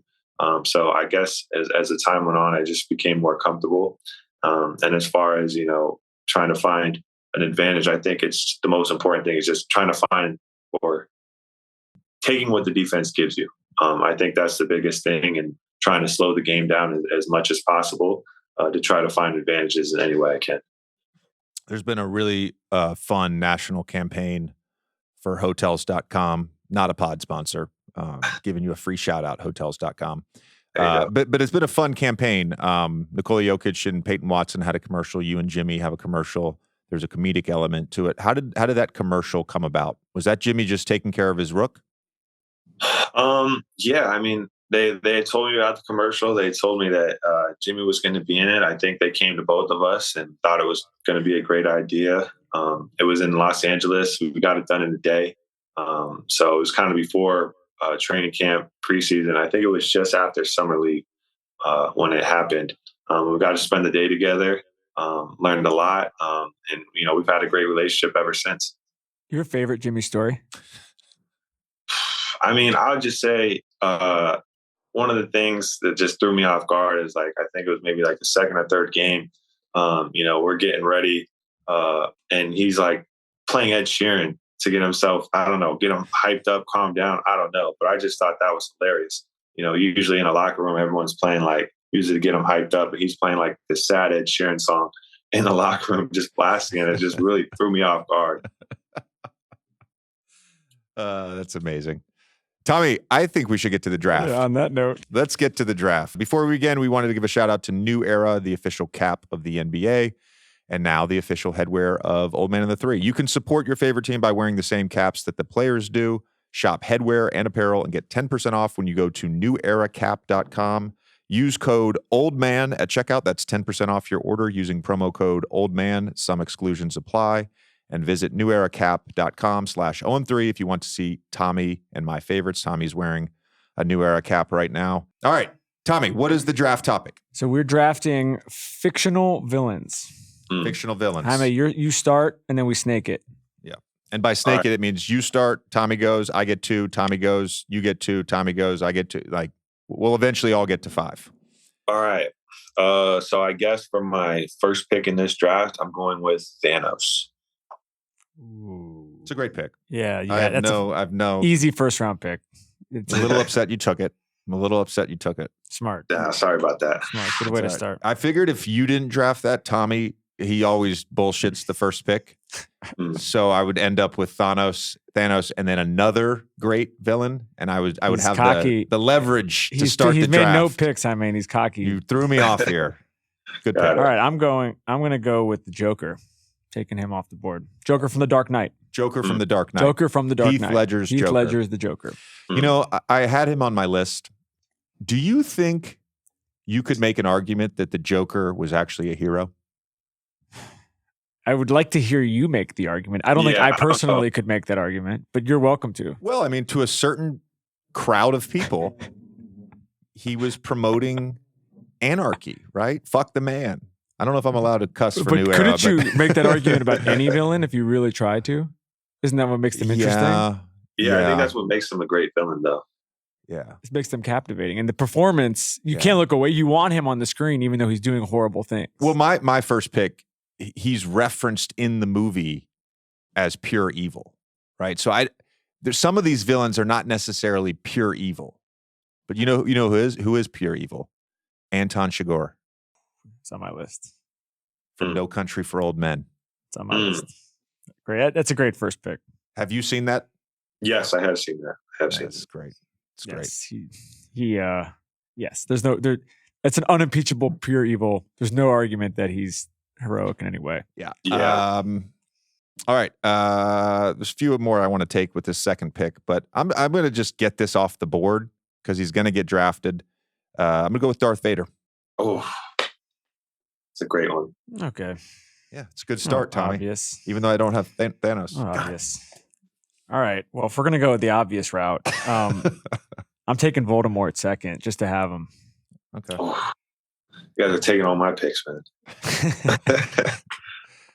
Voldemort's a first round pick. Easy. That's a steal. It might have been a first overall pick when you look at the numbers of the Harry Potter books, and movies and shows. We're all about numbers here, Tommy. Yeah. We're all about numbers. Yep. Is it my draft now? You got 2. You get 2 I selections get 2 here. picks. Okay. I'm gonna go with Scar from The Lion King. Oh, good one. Very good one. It's a good one. All right, and then for my second pick, I'm gonna do a recent villain that I just saw in theaters, Fade Rotha from Dune Part 2. What'd you think? I thought it was absolutely incredible, and there's a reason I'm picking him on my villains list. I was obsessed with Dune. Obsessed. Wait, have you seen the second one yet? No, I haven't had time, bro. You haven't had time. It's so good. You're gonna be obsessed. Wait. The second one's one of the better movies that's come out in like a long time. I've seen the first Dune like 7 times. I'm not saying that I like Dune as much as I like Interstellar when it comes to science fiction movies, but I'm stoked. So I can't co-sign this pick, but I'm sure it's a great pick. I like that pick. After you watch the movie, let me know what you think. And honestly, Jaime's putting some numbers on the board right now. I think this is a better performance than we were expecting. All right. All right.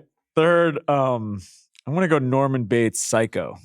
Going back to the 60s, 1960. Okay. I'm not sure I've seen that film. Have you seen it, Jaime? I don't think I have. Have you seen Psycho? No. It's a classic. No. It's a classic.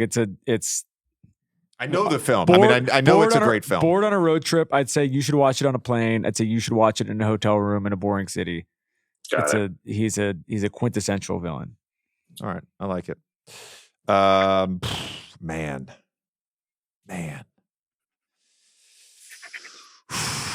All right. My next two.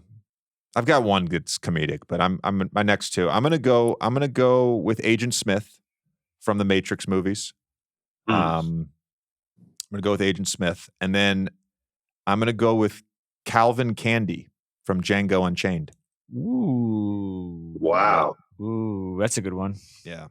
That's Leo's character, by the way. That's Leo's a good one. character. That's an unexpected one. Yeah. I feel pretty like solid that. after I like 4 that. rounds. This is a loaded bracket right now. Yeah, that's true.